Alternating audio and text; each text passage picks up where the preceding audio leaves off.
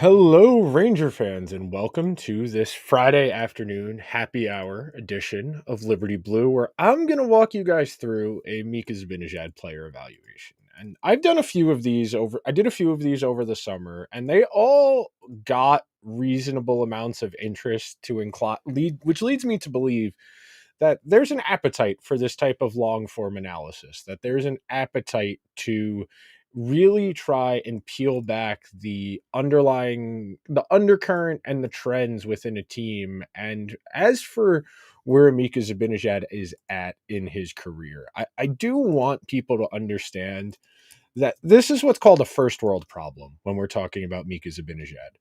When you're talking about somebody who's going to flirt with a 70-point season, who plays hard matchups, who gets a lot of ice time, it is it is splitting hairs. It is finding, I don't want to say it's looking for a problem, but to some degree, when you are a team that is at the stage of contention the Rangers are at, where they are smidges away from true greatness, where they are as close as you can be to winning the Stanley Cup without actually breaking through. And as a team that is right there on the horizon, that is right there, that feels like they're close, trying to break through and complete those marginal gaps. And closing marginal gaps is one of the hardest things to do in professional sports. Trying to go from here to here, that's hard. It's a lot easier as a bad team to get mediocre than it is for a good team to become a great team, because there's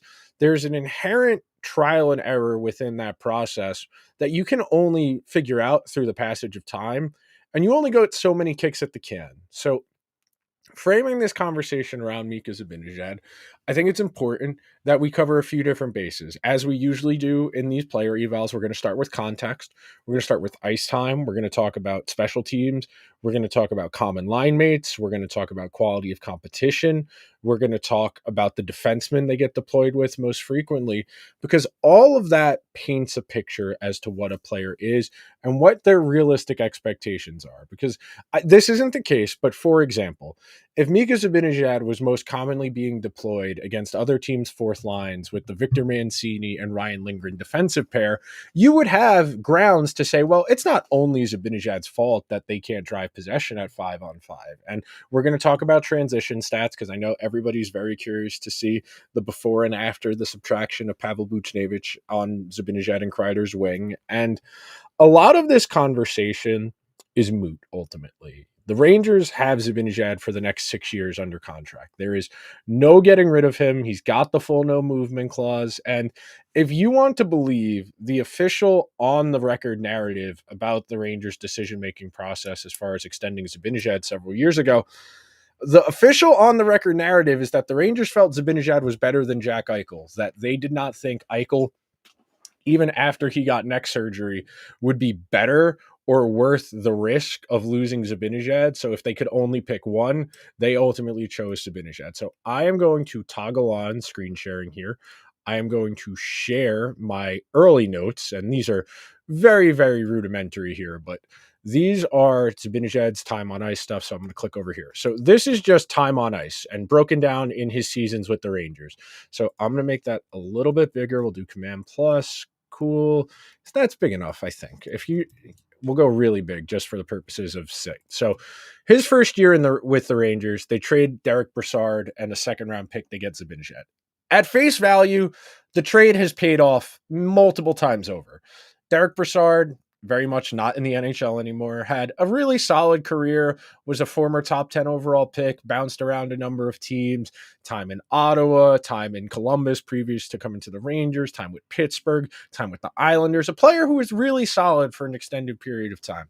But Zibanejad was tantalizing. Zibanejad was enticing. And when you look at the numbers here, that first year, you look at average time on ice, he's only checking in at about 16 minutes per game. And you go and look at the forwards who are playing more minutes than him, it makes sense based on where Zibanejad was at in the pecking order. When you think about it, Rick Nash, that makes sense. Michael Grabner is a funny outlier. Kevin Hayes is up there, but Kevin Hayes is a winger, not a center.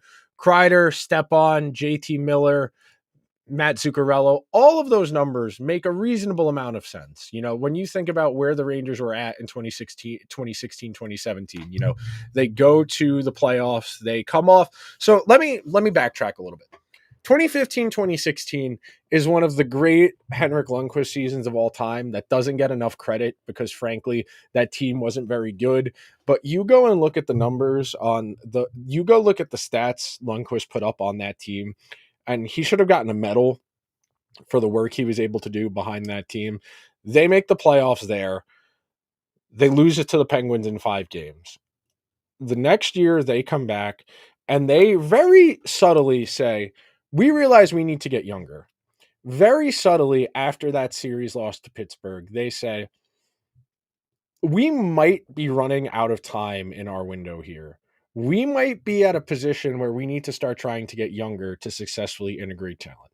Now, turning Brassard and a draft pick into Zibanejad is the stuff you dream of as a general manager. Zibanejad, for all of his faults, is a gifted hockey player, and this is the type of trade you want your general manager to make. In an ideal world, if Chris Drury could recapture this magic by turning Ryan Lindgren into a defenseman, an underdeveloped defenseman who was 23 years old, who just needed more ice time, in a way that they turned Brassard into Zibanejad, that's what you would want. And then you look at the numbers: 1358 5-on-5, 220 on the power play, and then 40 seconds on the kill. He doesn't become a mainstay on the penalty kill to 2018, 2019, but that's when the cracks really start to show on this Rangers team. That's when the cracks really start to form in the young guys getting more ice time. You trade away Nash, you trade away Zuccarello, you trade away Kevin Hayes, and it gets very lean there in those few seasons. It gets very lean when you are talking about where the Rangers were at in 2018, 2019, 2019, 2020.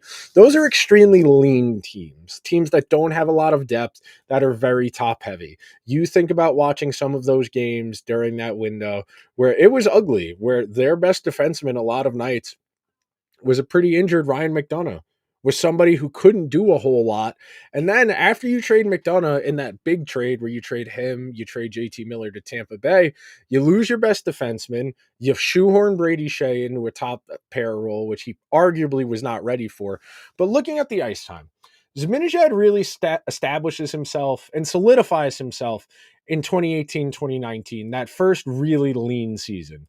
When you look at that roster from 2018, 2019, and I'm clicking over to it now, that first season of David Quinn, luminaries on that team include Jimmy Vesey playing 81 games, 16 minutes per game. Vladislav Nemestikov getting 78 games. You talk about very 19-year-old Filipino, Neil Pionk, Kevin Shattenkirk, Jesper Fast playing top 6 minutes, Brett Howden playing 15 minutes a game, Ryan Strome, Pavel Buchnevich, young Buchnevich, not established Buchnevich yet. You talk about some of those pieces, Elias Anderson getting games, and then you go, all right, I'm going to trigger some people reading this list, but I have to do it for the bit. Boone Yevis, Freddie Clayson, Adam McQuaid, Cody McLeod, Vinny Lettieri, Brendan Lemieux, Ryan Spooner, Connor Brickley, Stephen Fogarty, Lieber Hayek, John Gilmore, Matt Bolesky, and Tim Gettinger. We are talking about a team that is in year one of taking it on the chin in a rebuild. And that's when Zibanejad gets the most ice time he ever gets at any point in his career on that really bad Rangers team, that 2019-2020 team that ultimately ends up coming up short of making the playoffs in a normal format, but because of the Mickey Mouse format where they wanted to get 24 of the 30 teams in the playoffs and they sent 6 home, the Rangers inexplicably made the playoffs in that season under David Quinn. They got boat raced out of the empty arena against Toronto, against Carolina in Toronto. And then the Rangers take weird steps. 2020, 2021 is really the inflection point for me, that 56 game season where things go off the tracks. I think in an ideal world, the Rangers probably don't make some of the decisions they made. I think arguably you wouldn't have extended Zibanejad. You probably would have rather not fired your GM and your coach 4 years into a rebuild when you felt that light was on the other side of the tunnel. But this is more about Zibanejad. I know I take a lot of asides and I do a lot of context talking about the team around Zibanejad, because I think it's really important. I think it's really illustrative, because I think Zibanejad is a really good reflection of the Rangers and their thinking at large. Zibanejad is a good hockey player. He'll represent Sweden at the Four Nations. He's going to end up with a lot of top tens in the counting stats for the Rangers for their franchise history if he plays through to the end of the contract. Loved in the community, has a very positive reputation amongst Ranger fans for being a genuinely nice and kind person when they've had interactions with him.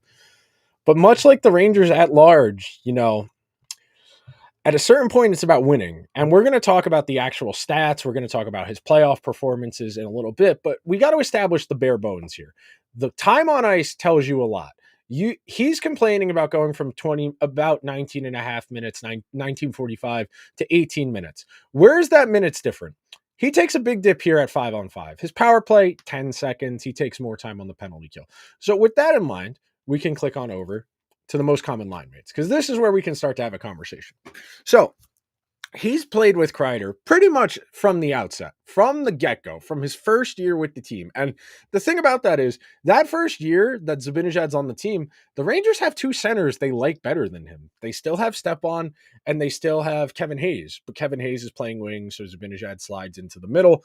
And that's where it starts to get weird, because they recognize they need to get younger. So they swap Stepan for D'Angelo in that draft pick. Stepan slides out. So you have Zibanejad, you have Kevin Hayes down the middle. You have JT Miller, who can play wing, but they've used at center. They've used at wing at various points during this period. But you look at the common line mates. Kreider, a constant. Kreider has always been one of his two most common line mates since his time in New York. Spent a lot of time with Zuccarello prior to Zuccarello getting traded.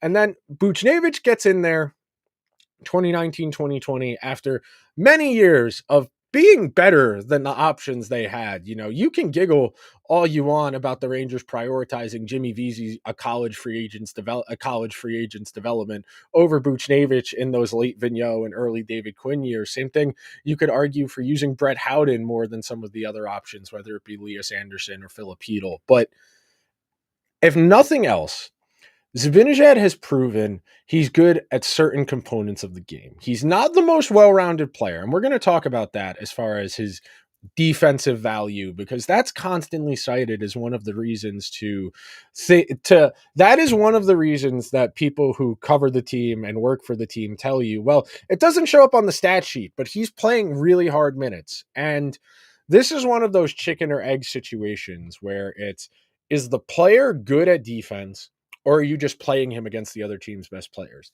Is the player good at killing penalties, or is he just out there killing penalties? Because those two things are really hard to wrap your head around at times, because you are consistently told by people, oh, he's a good penalty killer. And then you go and look at him kill penalties and he stings. He can't pressure. He can't win loose pucks. He's not physical. He doesn't block shots. He's got a long reach. Great. That's great. But Zibanejad doesn't use the speed. Zibanejad doesn't use what he should be using. And it's frustrating.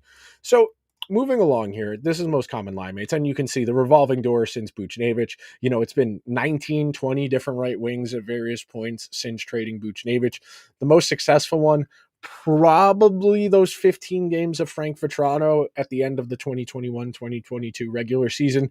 But that line wasn't really playing well possession-wise. They were opportunistic, counterattack, and that's one of the things I do have to explain when we talk about the chance metrics and stuff like that.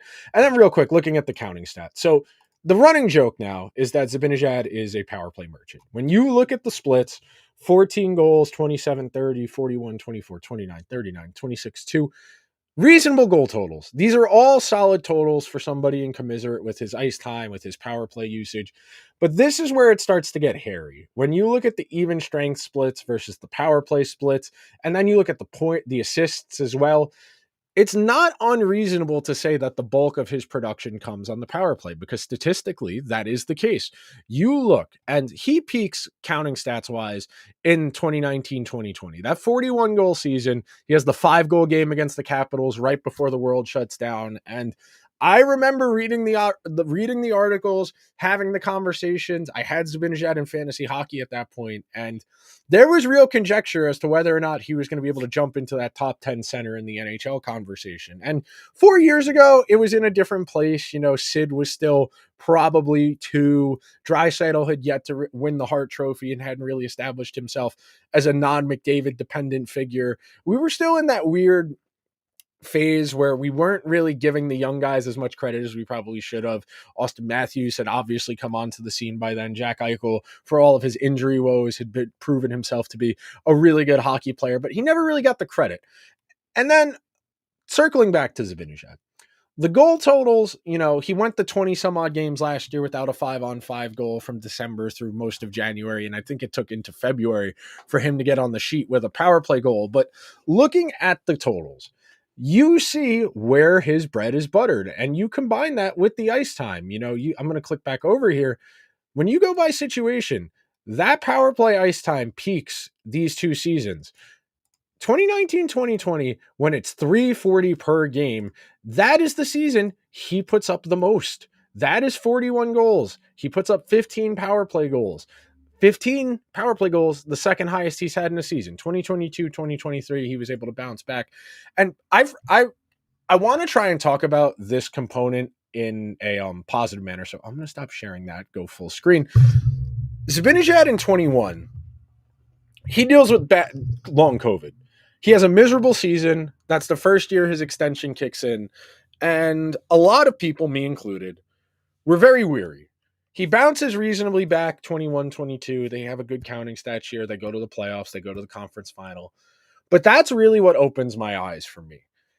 Zibanejad's performance in the 21-22 playoffs is really what gave me pause and made me think, well, I don't think this is a first-line center on a Stanley Cup contender. And in the subsequent seasons, the Rangers have reflected that. They have bumped his minutes down. Last year, Trocheck plays more minutes than him. This year, at 5-on-5, Trocheck's line and Heedle's line are getting more 5-on-5 minutes than Zibanejad because it works, because it's better, because the Panarin line, for all of their defensive warts, they put the puck in the net a whole lot. They score a lot of goals. That mitigates some of the defensive woes. And then the Heedle line's great. The Heedle line plays with possession. They drive the zone. They maintain zone time. They cycle. They go high to low. They can use Fox as kind of a fifth leg, if you will. You're thinking about a chair, and just for argument's sake, you throw that fifth leg in the middle of four legs of a chair just to give it extra support, even though it doesn't really need it. So let's keep rounding out our Zibanejad context. So we did his time on ice. We did his situations. One thing we haven't talked about yet is his quality of competition, because this is something that a lot of his proponents are strong believers in. They feel that, well, he plays really hard minutes, so he's got to be good, right? And let the stats talk. So I'm going to make this a little bit bigger.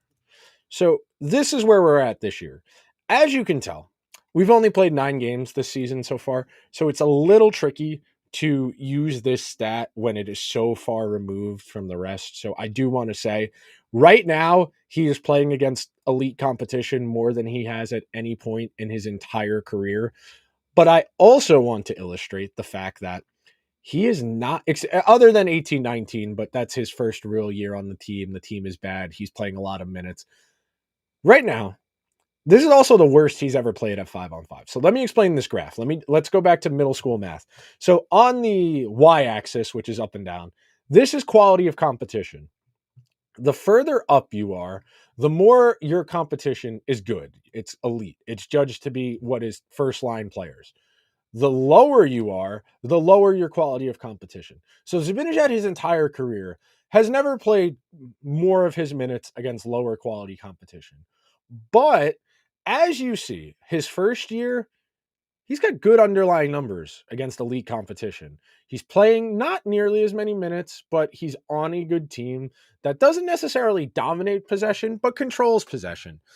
His second year on the team, still good numbers against elite competition. So on the x-axis, DFF, that is dangerous Fenwick. Fenwick are scoring chances that end up on goal.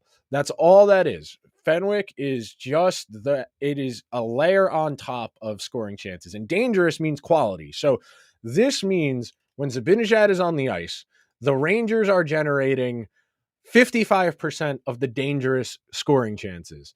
You go further, 18-19, the highest he plays against elite competition, 48.6%.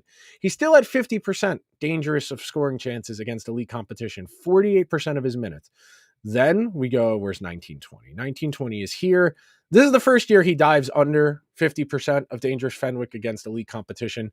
That 1920 Rangers team is one of the worst defensive NHL teams of the stat tracking era. So we can, I won't say throw that out, but I would say take that one with a little more grain of salt. 2021, he's dealing with long COVID. He's not healthy. He doesn't have his conditioning. He doesn't play particularly well. His lowest season as a pro, full season as a pro. 22-23 is here. They come back well below 50% against the league competition. Then they come back after the misbegotten Patrick Kane experiment. A little bit better last year. 48% of scoring chances, 48.3 of the dangerous scoring chances, 38% of his ice time against elite competition. And then again, this is where we are right now. This is going to come down. I think by the end of this season, you will see this closer to this tier, because I don't think Zibanejad is going to spend the entire season away from bottom six guys, because I think ultimately, and this is something I was going to talk about later, but it's topical now for this conversation for right now. I think the Rangers are going to conclude at some point that their best line, as far as shutting down the other team, is going to be the Hito Cooley Kakko line. And we have long on Liberty Blue talked about the value of Kakko's defense, the value of Cooley's cycle ability, and then Hito as a dynamic figure who has offensive flair to his game. And I don't think, and I tweeted this a few weeks ago, the splits were not that different with Hedel versus Wenberg. It's just that they score a lot more of the chances because Hedel's a significantly better shooter than Alex Wenberg is. So we've done some context. We might as well start talking about the transition play. We'll talk about the NHL edge stats. We'll look at, his skating, if it's gotten better, if it's gotten worse, if anything, if there's even a noticeable or discernible change there. So let's go over to our transition stats. Let me log into this. Sorry, I cannot share my password with you. I would like to, but that would be unethical. Pay for this subscription. It is worth it. All three zones is one of the best subscription services you can have as a hockey fan. So we're going to walk through Zibanejad's chance creation. We're going to look through his zone entry stuff. So, okay, now we can share the screen because I've entered my password. We're going to go over here. We're going to go over here. Okay. So we'll go all the way back. Let me see. I forget if it combines everything or not. No, it doesn't combine everything. Okay. So we're going to go year by year. And we're going to start with transition, because this is where I think Zibanejad has struggled and changed his game the most. So we're going to toggle those off. 21-22. This is the year they go to the conference final and lose to Tampa Bay. They have a good regular season, but they really pop off in the playoffs. So what we're looking at here, the x-axis is carry-in percentage. So how often do you enter the offensive zone with possession of the puck on your stick versus dumping it in? So we need to find Zibanejad. You see, obviously, Panarin is up here amongst the best carry-ins in the league. This is probably Nick Ehlers. Yep, that's Barzal. That's Jack Hughes. That's Connor McDavid. This Kucherov, Braden Point, Barkov, Mark Stone, Clayton Keller, McKinnon, Fiala, Sam Bennett, Taylor Hall, Draisaitl. This is where you want to be. The best players in the world are all in this quadrant here because they have the puck and they make their own offense. When you as a player are able to skate the puck into the offensive zone with possession, you are making instant offense. We always joke about, well, the quarterback can't throw it to the wide receiver too, can't catch it too after he throws it. This is an area in hockey where if you are good enough, you can do both. You can carry the puck into the zone with speed. You can put pressure on the defense and really make them really challenge them to make a play. So where is Zibanejad? Zibanejad, Brzezinski, Greg McKegg, Reeves, Kakko. Here's Zibanejad. So 62% above average. He's also above average here on the y-axis in zone entries per 60. So not only does he generate an above average rate of carrying the puck into the offensive zone, he also does it at a high rate. So the further up you are, that means the more zone entries you generate. The further to the right you are, the better you are at carrying the puck into the zone. So let's see how that changes year over year. So Zibanejad is here in the first quadrant. We'll click on over to 2023.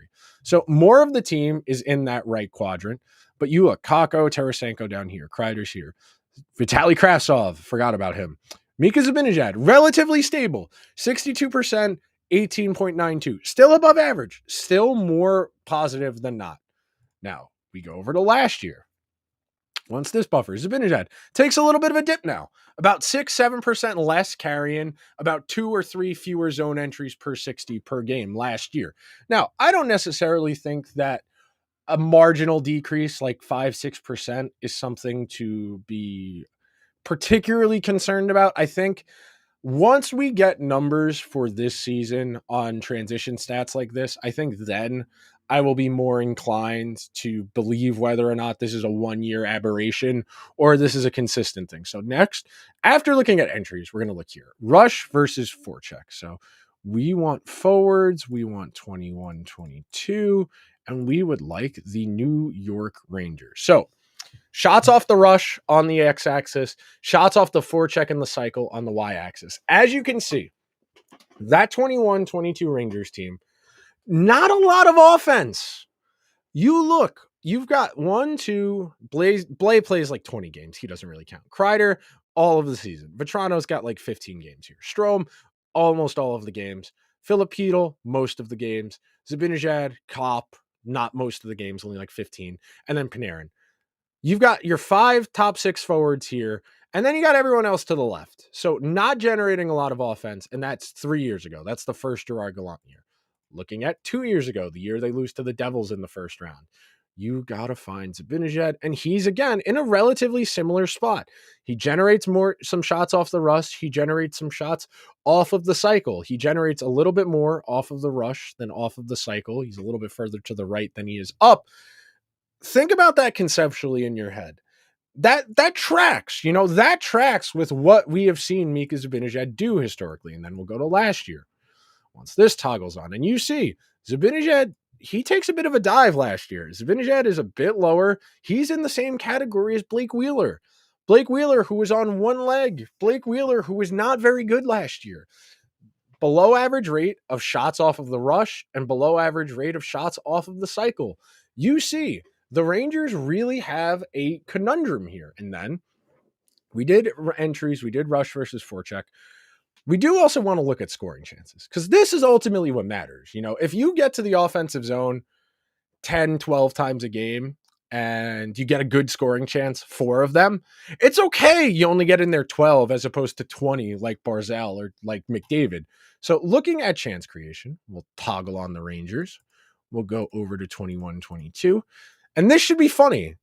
Most of Zibanejad's right here, scoring chances. Setting up, taking a bit more than he was setting up, 4.3 versus 3.79. But you look, Strome, Zibanejad, Panarin, Kopp, Hedl, Sammy Blais doesn't really count, didn't play enough games. And then Greg McKegg also did not play enough games, but those are rate. That's why they're there. More than half of the team is on the other side of this, below average rate of scoring chance assists, and only about half an above average rate of scoring chances. So let's go over to 2 years ago. Zibanejad's probably going to be in a similar boat. Trocheck, Lafreniere, Kakko, Panarin, Zibanejad here. So he takes significantly more, takes about 3 more scoring chances per 60, and he's on the below average side of scoring chance assists. So 2 years ago, when they're playing with Tarasenko, when they're playing with Panarin, when they're playing with Barclay Goodrow, when they're playing with Jimmy Vesey, when they're playing with those guys who aren't first line guys, Zibanejad has to take it upon himself to shoot more. That makes sense. This is in line with what logic would tell you. And then we'll go to last year. who spent a lot of time with Blake Wheeler as their most common line mate last season, like we looked at. And again, more scoring chances, individual scoring chances than scoring chance assists. That makes sense, playing more with Blake Wheeler last year than any other winger other than Kreider. So shots versus passes we looked at. We can look at high danger passes too, because I think this is also part of the argument. So we will go all the way back to 2021, 2022. Okay. This is a funny one because it illustrates how dire their offense was 3 years ago, the first season under Gerard Gallant. Less than one shot off of a high danger pass. But again, that kind of makes sense based on what we know Zibanejad wants to do. Zibanejad wants to rip it. As much as Zibanejad overpasses and tries to be a facilitator, he's a shooter. His shot is his best trait, I would argue. I think the fact that he is shooting less as an individual is concerning. And we're going to go look at the individual chance creation stuff in a minute. But I do think this stuff matters. And you click on, again, we're below average in shots. We're above average in high danger passes. He's setting guys up. That's in line with what we know about Mika Zibanejad. Panarin, Trocheck, Hedl, Gaudreau, Zibanejad. Okay. Again, below average rate of shots off of high danger passes, slightly above average rate of high danger passes per 60. Again, more facilitating. You look at some of the players in the higher tiers, Sidney Crosby, Matthew Tkachuk, you want to be up. The further up you are, the more dynamic you are. Or if you're further to the right, you're Craig Smith is funny there. Cole Caulfield makes sense being there. Who is this? Victor Olofsson, that was his career year. That makes sense. Joey Anderson is funny to see there. Patrice Bergeron, Igor Sharangovich, Kempe, Cousins, Tage. This is where you want to be. Panarin's here. That's Draisaitl. Carter Verhaeghe. You want to be further to the right. Okay, so we can stop sharing that. And we're going to pull up the chance metrics because I think this is where we're really going to be able to explain what I'm trying to get across here. So we'll go to the Rangers, we'll go to Zibanejad, we'll go to his player page, and we will look at his individual chance creation stats. Because I think this is what will tell you what is wrong. Because we all want to see him do more. We all want to see him create more. And I think you're going to see a very clear picture. So let's hit share.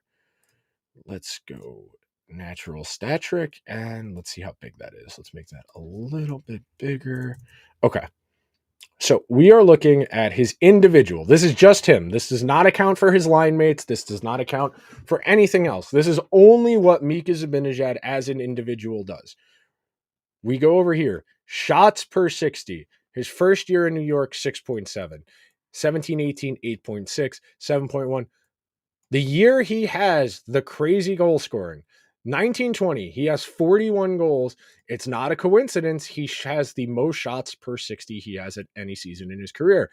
If you go over where's shooting percentage right here, 15% shooting. You combine these two together, it makes sense why he had 41 goals that season. And this is just at even strength. I should say these stats here, these are just 5-on-5 statistics. The shots per 60 tells me a lot. And then if we go over to individual expected goals, same deal. Single highest season for individual expected goals. The way individual expected goals works, if you just take Zibanejad's individual scoring chances, but this is rate, so I'll toggle this just so we're clear, so it's not confusing. So Mika Zibanejad, individual scoring chances, 197. So 231. So every single time Zibanejad has the puck on his stick and he puts it in the direction of the net, it goes into this category. He had 231 individual scoring chances. 140 of them ended up being shots on goal. 231, 140. Okay. 231 of those 231 scoring chances, they were worth 11.8 goals. The fact that he was able, I'm in the wrong category. I'm in the wrong column. Excuse me. This is the column I meant to be in. Here we go. The rate stats are the highest in 2019, 2020. The individual counting stats are not. And that makes sense based on what we understand about that 2019, 2020 Rangers team that played at one of the highest tempos in the entire league. And it's part of why they were so bad defensively was the fact they had Fox, D'Angelo, and Trouba on 3 separate pairs. So those guys are all constantly trying to facilitate offense, defense to offense quickly, offensive zone time. The problem was they give it back at the other end. So you look here, 1920, 15%. If you add up all 209 of those scoring chances, you get 10.88 individual expected goals.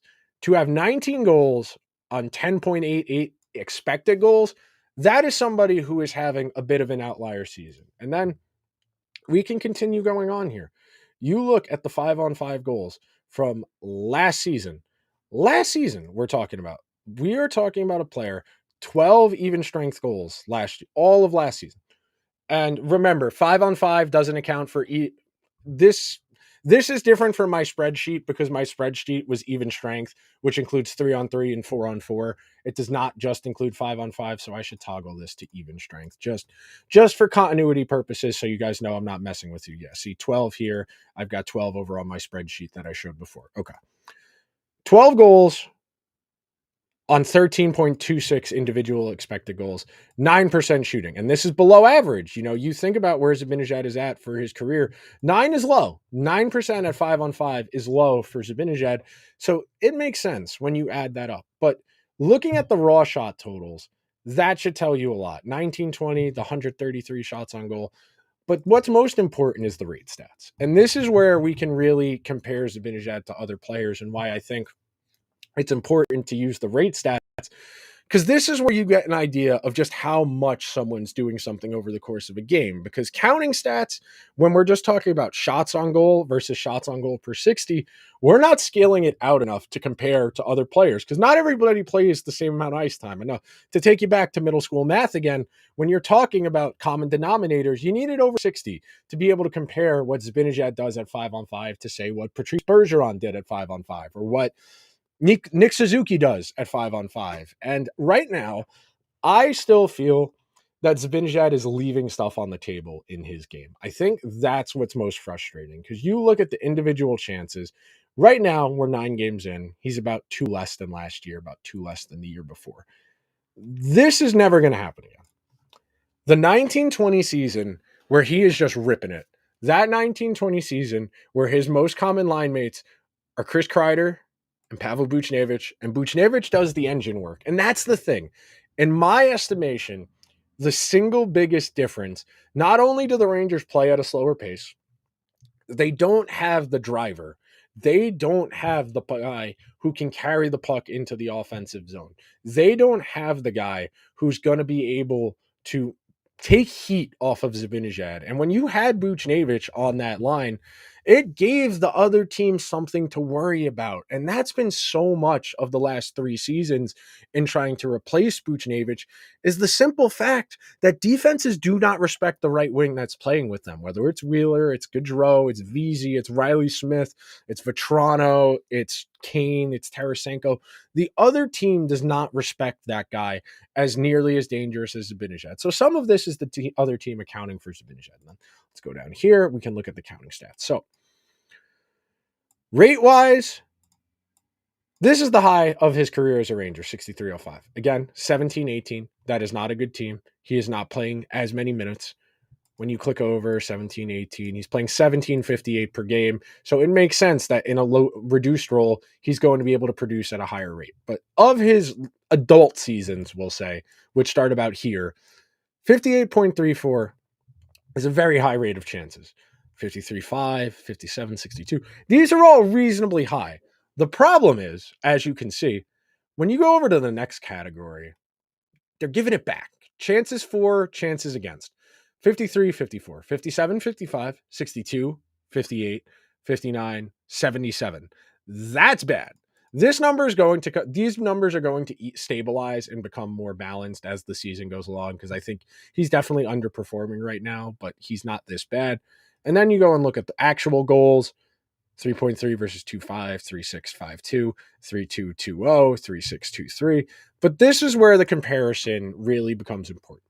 When you want to compare goals for to expected goals, this is where you get an idea of the frustration with Zibanejad because he is able to outdo it. The Rangers are consistently able to out-create their expected goals, which tells you the limitations of expected goals, but it also tells you the real conundrum that that the Rangers have, and we talk about this a lot on Liberty Blue. The Rangers know they're very close. The Rangers know that if the chips fall the right way, they might be able to go all the way. And it is very hard to convince a team, to convince a GM, to convince an owner, hey, we might need to take a step back before we're ready to take a step forward. And that, it's frustrating. It is very frustrating. So let's see. Is this going to load? This website is terrible. Okay. So I'm going to share the NHL Edge website, which is, where is it? Here it is. Okay. I think. Yes. Okay. So this is the NHL website. This is the raw data from the NHL. This is tracked. You know how in their pads, they got a little chip in the pads. That's how this keeps track of this. This is the first year they have publicly available data for 2021, 2022. 93rd percentile skating speed, 97th percentile speed burst over 20, 95th percentile skating distance, 96th percentile shot speed, high rate of shots on goal. The skating speed stuff is all well above average. We're talking about somebody 97th, 99th percentile is all the way at the far end of the bell curve, better than almost everyone. I have to go and do the math with 99th percentile of like the 1,100 guys that are in the NHL in a given season. But you see, Zibanejad, very, very fast skater 4 years ago. And then if you wanted to go the year after, he went from 93rd percentile to, this website's very slow, so it's going to buffer, to 89, 96. We went to 89. We started at 93. We're at 89. Come on. We're down to 58. And then this year, we're below 50th percentile. That's for top skating speed. Now, it would probably be more helpful if we did average skating speed. So that's what we're going to do next. But I do want you to understand, we are not losing our mind. You are not going crazy when you see Zibanejad really look slow out there. You are not losing your mind when you say he doesn't look the same, because he doesn't. He is not skating as explosively. He is not skating as fast. And do I think he's entirely forgotten how to skate at a high level in a 3-year window? No. I think he's had a few serious injuries. I think he had long COVID. I think he's asked to do different things now than he was maybe 3-4 years ago. But I think the proof is right there in the numbers for just the speed. The fact that he went from 93rd percentile to below 50th in 3 years, that's not great. And you look at the speed bursts over 20 miles an hour, 62nd percentile. That's above average, but if you compare that to 3 years ago, he was 97th percentile. That matters. That tells me that something isn't right here. That tells me that there might be something in this actual player that's a little bit different than just say he's not generating enough offense, he's not getting enough pucks on net. That's telling me he's not skating as well as he was. So if we go down here, we look at this. I'm going to tweet this too, but when you look at where Zibanejad was versus where he is, it's really interesting when you peel it back like this. So looking at top speed, 93rd percentile, 97th percentile of 20 to 22 mile an hour bursts. So we'll do last year. All right, 94th percentile. So maybe not the same amount of top speed, but definitely slower top speed wise. That not words are hard. Slower top speed, but reasonably close average. I think the fact that Zibanejad feels so obligated, and let me close out of that. And this goes back to something after that Pittsburgh series in 2021, 2022. Everybody who rushed to his defense was very quick to say, well, he was against Sidney Crosby and he was so worried about defense, he wasn't creating any offense. He was getting murdered by Sidney Crosby. And that reminds me, I did want to show this. We do have to show playoffs, and we want to show 5-on-5 over on Natural Statc. And this is where it doesn't look good. I'm just going to come out and say it. This is where it does not look good. And this has been my argument for a long time. So when you look here at the rate of chances in playoffs. So 57-7-3, that's the 21-22 year. 73 chances against. 45-48 against the Devils. 52-76 last year. Then you go over to goals for 1.59 to 1.59, an absolute push. 2.78 to 0.7. They played well against the Devils in spite of that, 2.98 to 2.78. Then go over here to expected goals. When you compare the expected goals to the goals for and the high danger chances to the high danger chances, look at this number, 21.3 high danger chances against. Look at the percentages here. 20%, 21% of the high danger chances in that Carolina bubble series, 31% the year they go to the conference final, 41% against the Devils, and then 37% last year. You're going to look me in the eye and tell me this guy is good at defense when they are that in their own zone for that long. And look, you can say what you want about, well, the goals didn't go in the net, did they? No, they didn't, because they have the best goalie in the world. And as much as you might think, well, Nick, you've always said don't pay the goalie. Goalie's so volatile. I hate to tell you, without Shesterkin, Zibanejad's almost useless because his defensive value is trying to hold the other team to low quality chances, to not let them have the puck for extended periods of time. Excuse me, to let them have the puck for long periods of time, but to have them have possession to take low quality chances. And I'm curious. I want to pull this up too. I want to pull up the Evolving Wild. I want to see what they have him at for his defensive value and see if it's above. Yeah, when you look at Evolving Wild, and Evolving Wild is another subscription service that's worth having. I like to use it for stuff like this. I'm going to pull up my screen in a second. It is, no, that's YouTube here. Okay. So this is what's called a standing points above replacement value chart. When you look at this chart, it breaks down hockey into a handful of categories: offense, defense, penalties, drawn versus taken, and then all three of those accumulate into this, the standing points above replacement. All three of those. I can send you the equation if you want to get your Oppenheimer on and look at an 8-variable mathematical problem. But when you look, Zibanejad's value is his offense. His defense is not rated very highly by the statistical model. Zibanejad has had good NHL seasons with the Rangers. He has produced excess value on a lot of his seasons. His defensive prowess has always been overrated. It has. Simply put, his defense has always been overrated because, like we were saying at the beginning when we were talking about deployment and usage, is he good at killing penalties, or do coaches put him on the penalty kill? Is he good at defense, or do coaches put him out there against the other team's best players? It's a real chicken or an egg situation in the NHL because coaches and GMs honestly can't tell you. When I watch Zibanejad try and play defense, I feel like he is always a step late. I feel like he never gets in the shooting lanes. I feel like he is floating a lot of the time, and he's not where he needs to be. And that's anecdotal. That is my personal opinion. I have not conducted a tape study. I have not consulted with scouts. That is me telling you how I perceive what Zibanejad does. I don't feel like he fits the mold, he fits the profile. You know, his best trait is his shot. At this point in his career, his best trait is his shot. The problem is he needs to be the carrier on his line because Kreider's not a strong puck carrier and neither is Riley Smith. So if Zibanejad has to carry the puck into the zone, he's going to be discouraged from shooting because defenses are going to go where the puck is. So he's got to move the puck.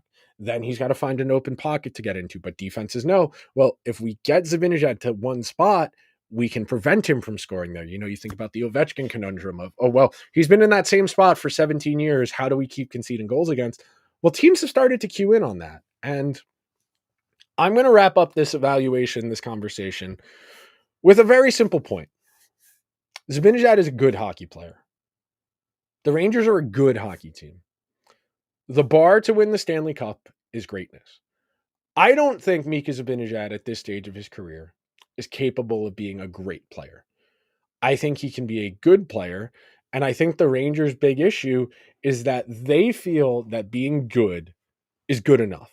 They feel that if we consistently make it to the second round, the conference finals in a short period of time, we're just going to keep finding ways to get better. But the problem with that is this league is not set up for sustained success. the entire league, the rules, the way the contracts are set up, the way the draft is set up, it is designed to hurt the good teams because the NHL wants everybody to be good eventually. The problem is a lot of teams don't take the NHL up on that opportunity. There are teams that stay in prolonged rebuilds. You think about the Senators who are 7 years in, the Sabres who are 14 years in. You think about the Devils who, had a 10-year window where they were just god awful. The Ducks are in year 5 or 6 of this. The Sharks are only year 4 or 5. The Canadians are in year 3 or 4 of this. It takes time. And the Rangers burned 3 years. They didn't put their best effort into those 3 years because they did silly things like not play the guys they drafted because reasons, but I want Zibanejad to succeed. If I were to diagnose how to get more out of him, they need to get him a puck carrying winger. They need the right wing with him and Kreider to be somebody who carries the puck into the zone. If you want to say, hey, maybe we want to try Lafreniere there, sure. If you want to try Panarin on the left with him and then someone else on the right and bump Kreider down, sure.